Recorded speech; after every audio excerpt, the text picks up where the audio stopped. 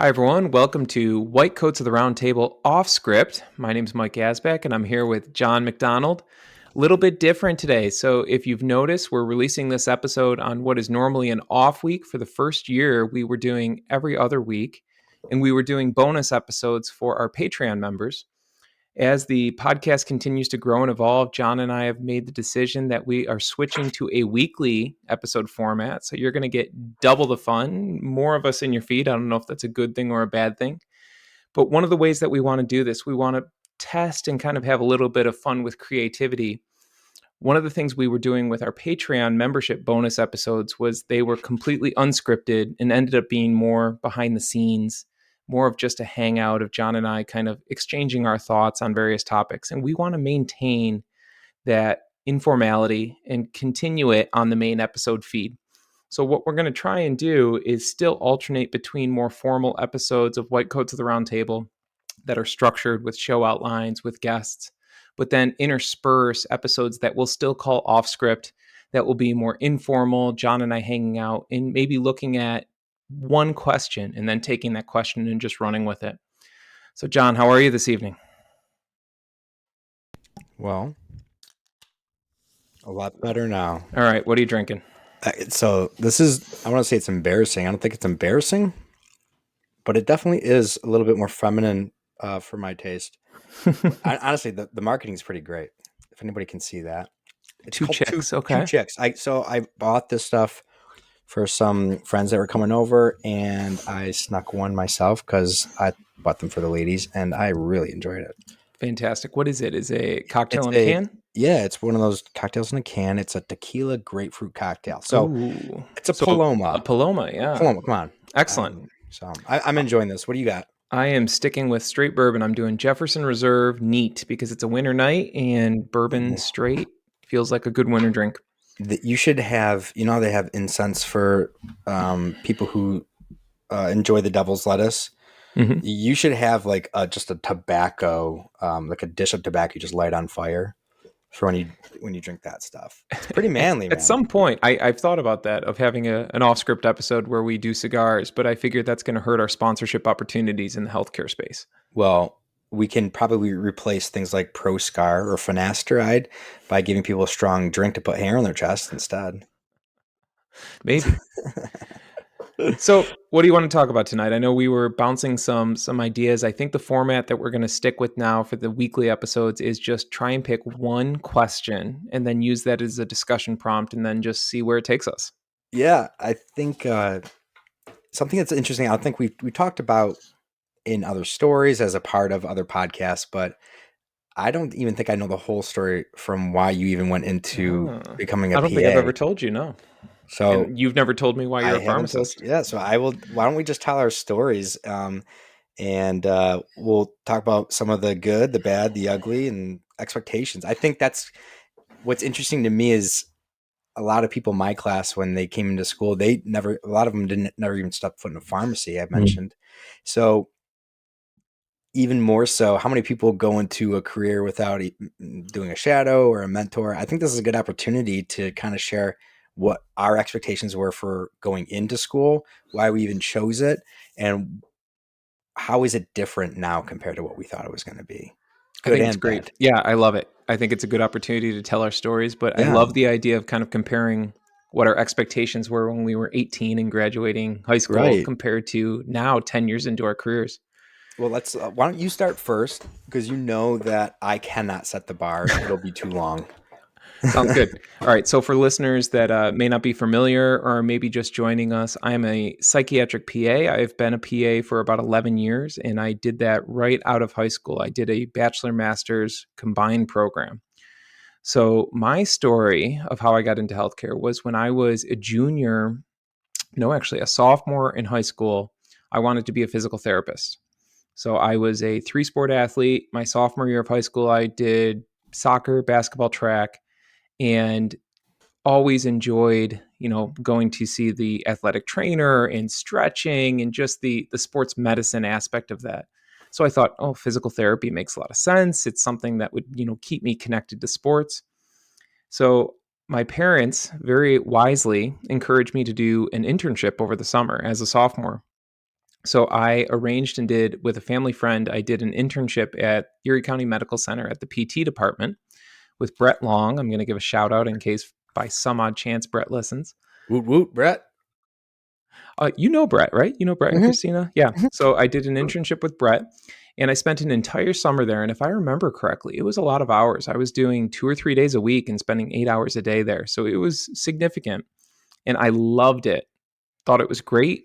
A lot of what we were doing at ECMC was people that were coming off of joint replacement surgery. So it wasn't sports medicine per se, but it was still a lot of fun, really enjoyable.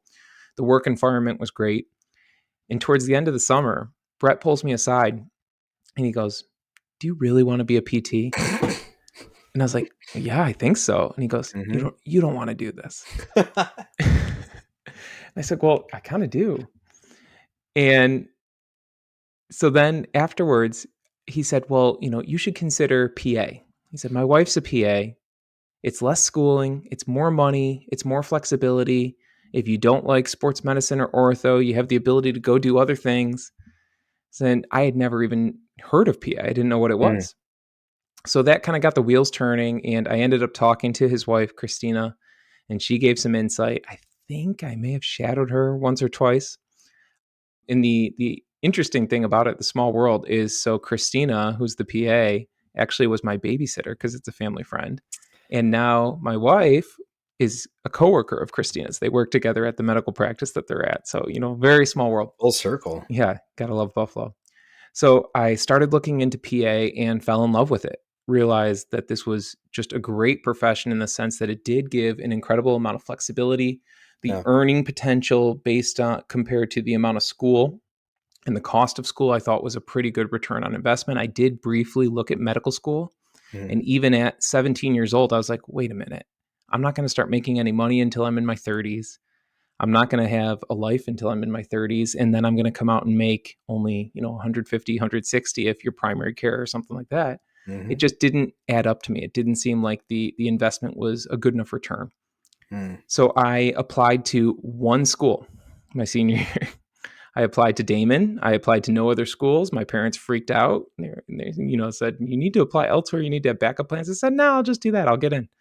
So thankfully, I did get in, and the rest is history. So I became a PA. Didn't think I wanted to do psych. Still was up until graduation from PA school thinking that I was going to do ortho or ER because guys that go into medicine do ortho or ER. Great bones. Yeah, and interviewed, had a couple job offers in surgical specialties, and they were all decent job offers, but 60-hour work weeks, Right. nights, weekends, healthcare. And at the time, I was already was I married or getting married, and wanted to start a family young, and just didn't like the idea of all the hours that would be involved, working Christmas, New Year's, all of that. And there was a job posting for psychiatry, outpatient, Monday through Friday. And I was like, I enjoyed my mental health rotation. So on a flyer, I just applied for it. Within 10 minutes of sitting down and interviewing with my boss, Dr. Capote, I was in love. I knew it was the right spot. Dr. Capote or I was in love with Dr. Capote. Yes, that's true. none Yep. trouble. Okay. Yeah. He's a loyal listener, so he'll love that. But I knew I was in the right spot. And what I didn't know at the time that now retrospectively I do is that psychiatry, I think, is great for me because it's so analytical and it's still very hypothesis based. In ortho, it's very cookbook. Mm-hmm. Someone breaks a bone, you know exactly what you're going to do. You're going to put them in a cast. You're going to do 6 weeks of, in cast, 6 weeks of PT, whatever. Don't forget the ANSEF or Right, of course. thank you. But psychiatry is so different because if you have, let's say, cognitive difficulties, that's a cross-cutting symptom is what we call it, where it can be a million and one different things. You can Right. have cognitive dysfunction with anxiety, with depression, with ADHD, with schizophrenia, with Alzheimer's. So it's always a puzzle and you're trying to figure out based on a grouping of symptoms the best path forward. And it's fascinating. And even today, 11 years into it, every day is a challenge. Every day is exciting. Some days are more, difficult. They're more exhausting than others, but it's still a lot of fun. Mm. So I think in the greater scheme of things, to answer the question, did it meet my expectations? I would say yes. I think PA is an incredible field. the fact that I was able to, come out with a master's degree and then start making really good money and Hmm. provide, a living for my family that is quite comfortable so quickly after school, it's been great. And I think the trade-off of PA versus, physician, of having a more limited scope of practice that then has grown as my experience and competence has grown, it's really a logical way in my mind to approach medicine. So Mm. I think it has met expectations, although my expectations at maybe 17 were I didn't know what I didn't know. So it turned out differently, of course, but I think it's still been good. So how about Can you? we? Well, I want to ask you one Okay. question about yourself because there's a few things that were skipped over, and I'm sure because of time, as I do, right? Sure. Uh, can we talk a little bit about what was the military excursion all about? When did you Oh do yeah, I that? How just was blew that? right through the military, Yeah. right? Yeah, that's the hard thing when you're trying to make the story into a soundbite. I mean, I will say that for interviewing techniques, Mike, that was a great elevator talk about your past history. It's like we do some public speaking every once in a while. Yeah. So military played in. So we weren't really a military family, but Hmm. my younger brother went to West Point. I don't know why. I think he wanted to go to an Ivy League school and West Point Yeah. accepted him and that was the most prestigious school. So he's like, "All right, I'm doing it."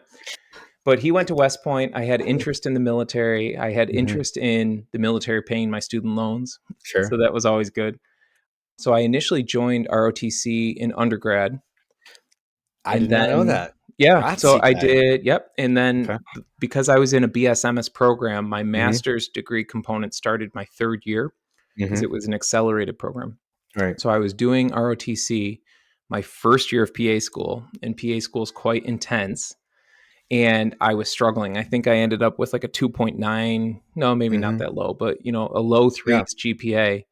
And after the first semester of PA school, I sat down with my ROTC advisor and said, I can't do this because it Yeah. was 5 days a week of getting up at 5 a.m. for PT. Every fourth weekend, you would go away for training, and it just was not Wait, hold on. conducive. Every day in college? Monday through Friday with ROTC, you had to get up at 5 a.m. to do PT. I didn't know that was every day. Yep. Right. And then you also had to take a military science class. So I was doing all of the PA school and military science courses on top of that, Hmm. and getting up at 5 a.m. every day.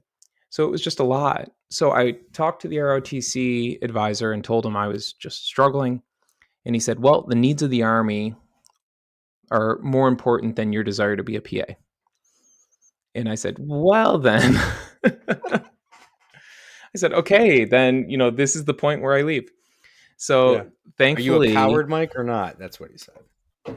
thankfully, the military does give an out. So even though I was a scholarship ROTC cadet, I was able to leave, and then basically all the money that they paid towards my school up to that point, I had to pay back.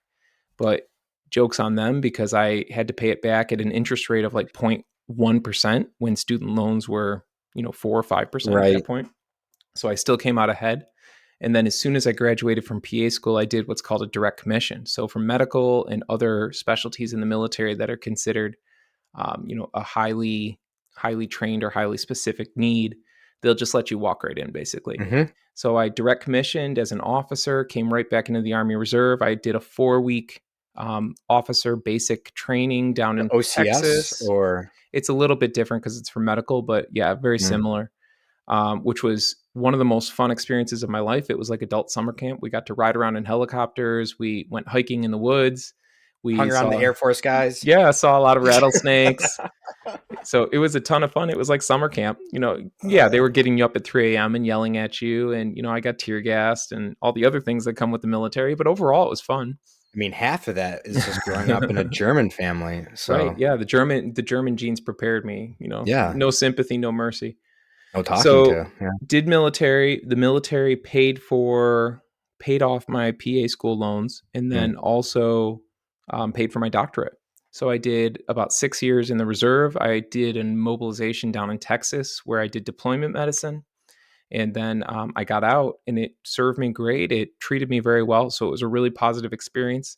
I think the biggest thing that I would say to people that may be interested in the military that are in healthcare is that the military opened up doors for me in terms of leadership and building my CV for consulting and for Mm. business. I learned a lot from a medical perspective, but I probably could have gotten that same clinical training elsewhere on the civilian side if I had pursued it. But what the military offered was a lot of that managerial experience and leadership experience that allowed me to really catapult into consulting work once I became on the civilian side, once I started doing that. Now, did they? I mean, I'm not sure if this is even the case, but did you get any security clearances when you Hmm. were an officer? So, Yeah, I do held a those still carry secret forward? security clearance for, I think mine expired now, but I had that Okay, for 8 years, which is you could have valuable. used I that. think it's worth tens of thousands of dollars from my understanding to have a secret security clearance. And that would allow you, if you had that clearance, to work in a civilian um, position for the military if you wanted to Hmm. contract in that way, which is also lucrative. Hmm. Very good, man. I mean, I Yeah. think that's great because you did something that I wanted to do, but I didn't do. We can get into that story when it's my turn. All right. I'd say it's your turn. I want to hear My your turn. story and then we can popcorn back and forth, but Yeah. I want to hear your journey. Yeah. So mine started when I was in high school. I had a bunch of ideas of what I wanted to do. It went from pharmacy to being in the military to mechanical engineering, everything. Just because I didn't do too bad in school, I enjoyed a lot of different topics, and so it wasn't easy for me to just to choose one thing. It wasn't one thing I really enjoyed. I just knew I was capable of a lot of different things, so I just had to choose what was best for me. So I chose to send letters to Annapolis and West Point and did not get in. And so actually I took a year sabbatical after sabbatical. It sounds ridiculous, but I took a year off to travel and do some volunteer work a year after my schooling, after I left high school. And that's after I did the traveling. I entered school when I was uh, 19 to start pre-pharmacy. I didn't know what I wanted to do, but somebody had suggested, "Hey, you like chemistry, you like You like biology, drugs? you like drugs. We've seen that success. They're like, and you like to talk to people. You're very friendly. You got the gift of gab." And I was like, okay. It's like you should try pharmacy. At that point, I worked at a grocery store, so I had worked front end stuff, cashiering, the management stuff up there. I'd done maintenance, and I got denied being getting hired as a technician in the pharmacy by a manager who hired my sister on. But he's like, "No, I'm not hiring you," and so I thought that was done.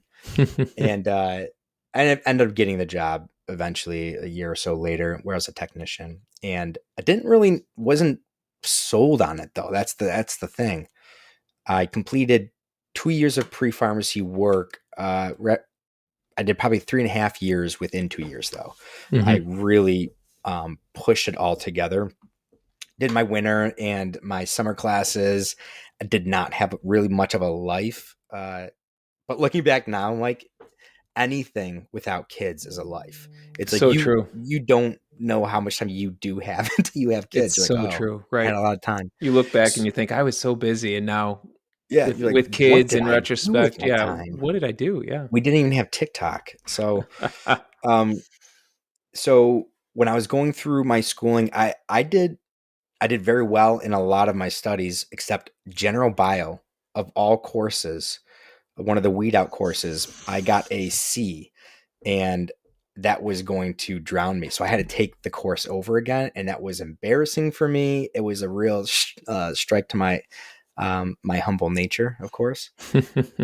So I finished, and I was started applying to schools, and we had to take an exam called the PCAT exam.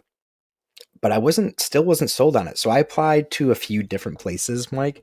Um, I applied and got accepted into Duville for PA school. Uh, Mm. I got accepted into Canisius for OT, and I got accepted into Fisher for pharmacy. So I just had to choose. And the reason I chose pharmacy, I mean, they're all medical. They're all uh, person to person medical care. So it was all kind of checked the boxes. And I just assumed that pharmacists came out making the most, which they did. At the time, they made the most right out of the gate. Right. And I wanted something that was seemingly friendly, family friendly. And it was most I didn't know anything outside of retail though. So it was working hours. They close at 9. You don't have to work every single night, maybe 1 week or 2 week. I was like, I can do that. That's fine. So I went in for that. Um, Now, fast forwarding through school, I did the same thing, Mike. My first year of pharmacy school, I was not doing so well. Microbiology, I skipped that. It was an elective. It didn't. It was optional, and I should have taken it. So anybody listening who's considering pharmacy school, take your microbiology, or you're going to have a hell of a time I think just getting broadly through. for healthcare, because micro Yeah, is very important for Whew. me as well. I had a lot of making up to do. Hmm. So I had a pretty poor average, and I was staying up till 3 a.m. every night studying like hard. And I was like, this isn't worth it. So I just stopped. I stopped studying that much, and my grades actually got better. So things worked out. I got into my rotations, and I was like, what is this hospital stuff? What's all this clinical stuff? I love it. And so I pursued uh, a residency, and I didn't land my residency. I had to scramble during the residency, and the place that wanted to accept me was all the way in California, and we just found out we were pregnant. We were having our first child, and it's like, well, I don't think we can do it, so we didn't do it, and found my way through a few different positions within retail, some inpatient, some consulting, and I've had a very diverse career so far in only 10 years. It hasn't even been full 10 years yet, Mike. And I feel like I've done a lot of different things, and I'm still excited about the future. And that's what this is all about is I see a future that's different for pharmacy and for healthcare in general. And I think we're on the precipice of it. But if we're talking about expectations, it did not meet my expectations. I can tell you that, for good and for bad. Sure. My expectations were that I was going to be a millionaire. I thought that money was never going to be a problem. I thought that I was going to have respect and feel respect. Um, I felt as though things were just going to get easier as time went on. But the reality is, it's not even so much the work. I think it's just life. Family life gets in the way of what your goals might be. There's financial things. There's just life comes at you, and expectations have to change in order to stay relevant to life or even sane. Um, so yeah, no, I expected the Ritz, baby. And that's what every student thinks that's going to happen. That's why they all buy Mercedes and Rolexes when they get out of school, thinking that this is going to be the life. But it's like, guys, it's mid 100s nowadays, even is getting very close to just plain old middle class now. Not that that's a bad thing, but you can't have the expectations that your life is going to be like that. Um, It is a it's good a reminder sobering. though, because the average American salary I think is 59 last time Hmm. I checked. And In then in there's healthcare, also, go ahead. Yeah. I think in healthcare we are blessed where, many of the professions, especially the licensed professions, are very well compensated.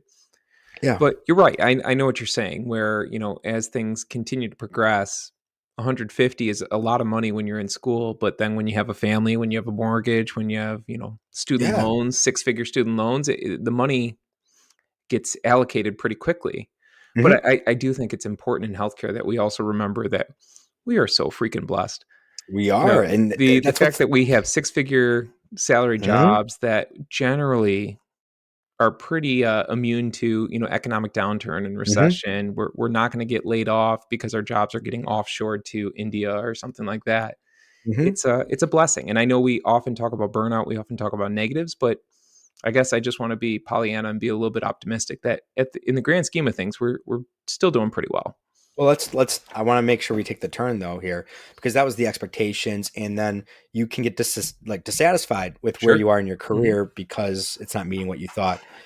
Um, I believe that in the past 3 years, that viewpoint has slowly changed for me, and I've started to take my career into my own hands and say, like, we can really make this what we want. We don't have to just Yes. sign up with a company and say, I'm going to follow your line until the day I die, and that's it. Hmm.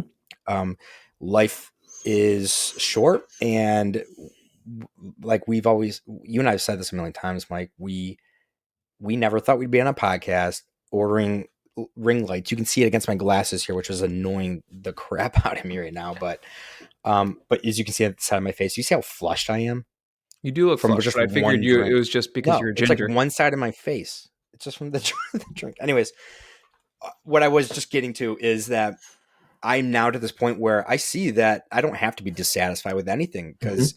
I'm the one making the choices, and anybody listening is going to be making the choice of what you want to do with your career.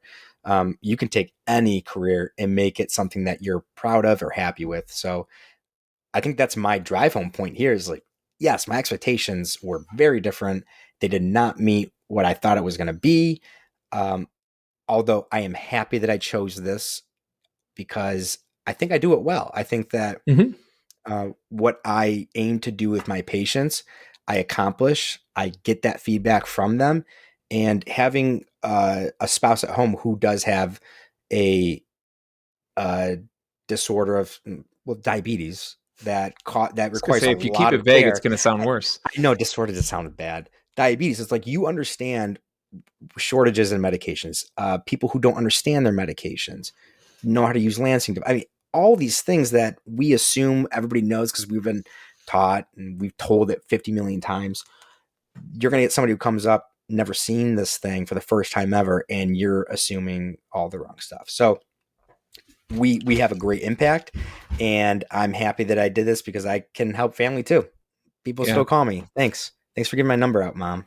That is one of the cool things about healthcare. I just had this morning a drug rep come in, and a close family friend is struggling, and he was just hoping that we could get him in and get some help for this child, or adolescent, whatever they are. Mm-hmm. And it's such a wonderful thing, because I think you hit the nail on the head. So often, healthcare is so complicated and it's difficult to navigate. So even for people that may be smart, educated people that can go to Google or can do their own research, it's still very hard to know, okay, should I go see this specialist? Should I go get a second opinion? Who do I call if I need to get this type of imaging done?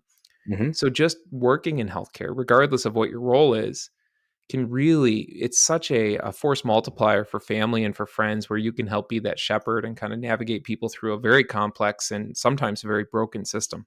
So I think Yeah. that is a really nice thing. Um, I've got a funny ring light story, by the way, Please which we can go. save to the end. No, okay. We'll save the funny until the end. All right. Uh, Now that I'm totally, I've you know, distracted you with ring lights. well, I mean, you see how this. Maybe I'm getting a sunburn, Mike, off the ring lights. It could be that. Who knows? Um, but okay, so we were talking about why we went into this, what our expectations were going into it, and how we feel currently.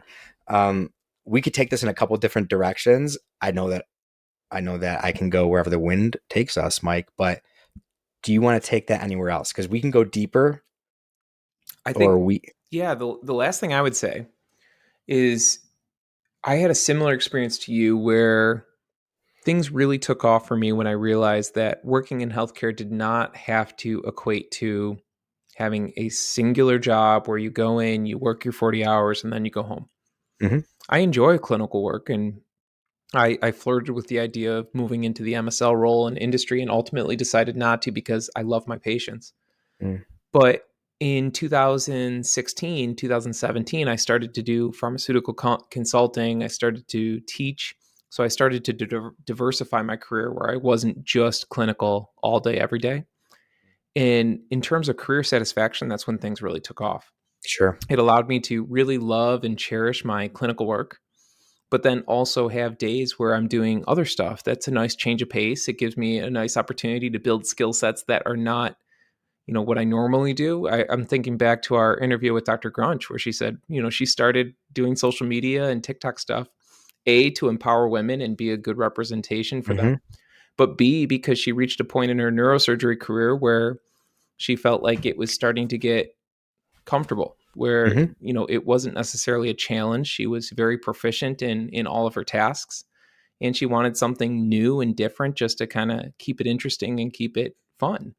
yeah, And I think non-clinical work, diversification in our careers allows us to do that. It gives us new challenges.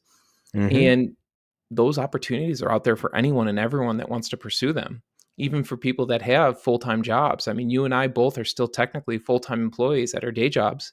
We Mhm. just do a lot of side hustles and a lot of stuff on the A lot on of extra stuff. outside, yeah.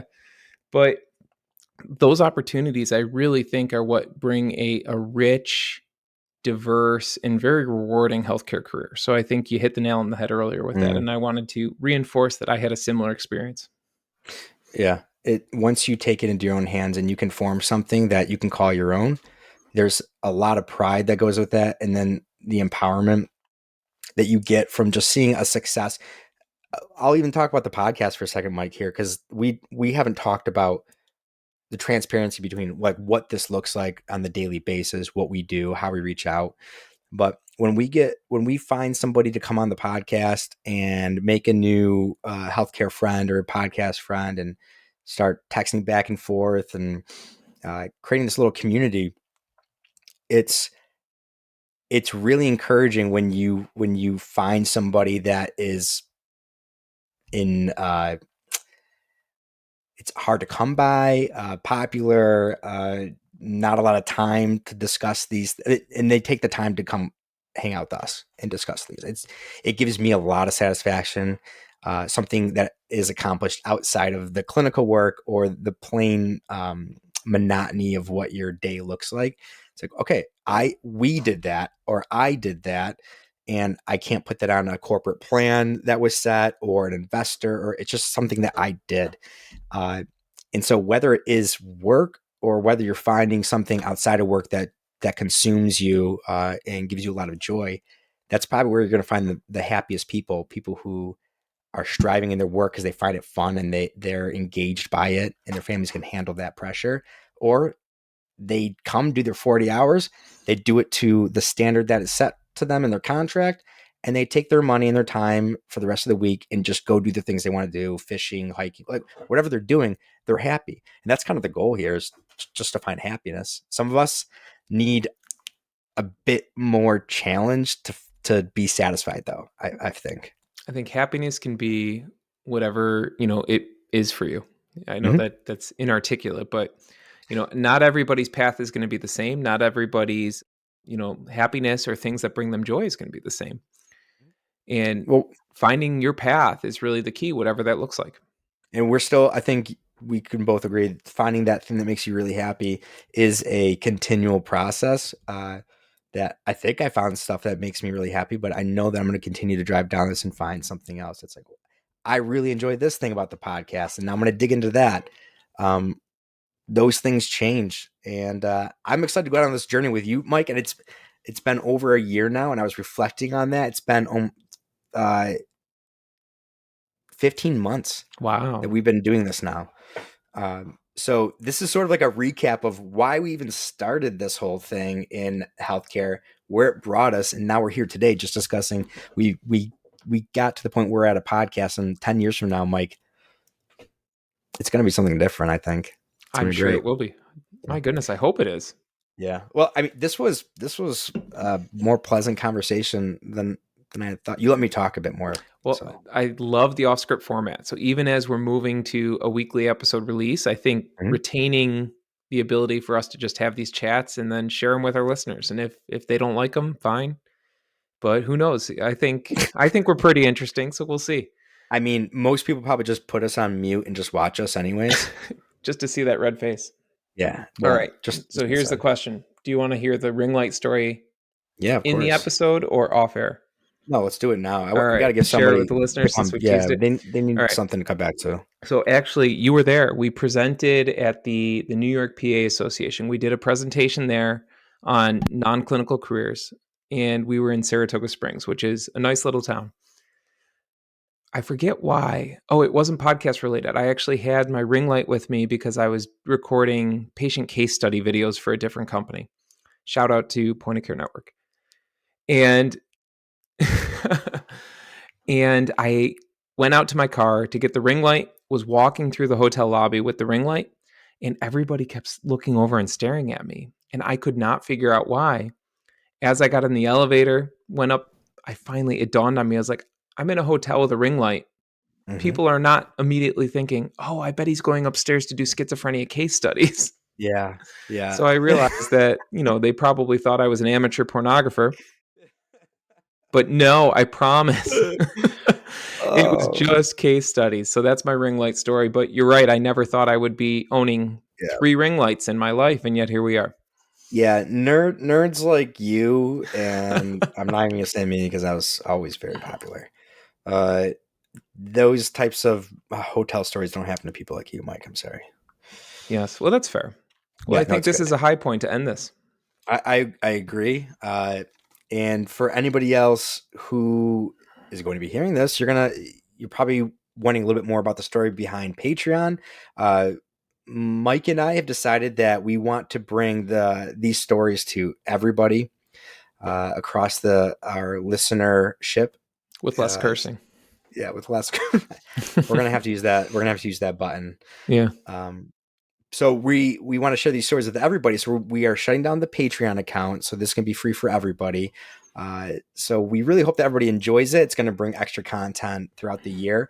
And this is probably we can see our staging process, Mike, from year 1 to year 2, having more guests, having more off scripted podcasts like this. We might even just call it the segment off script anyways. I think Uh, we retain the name. I like it.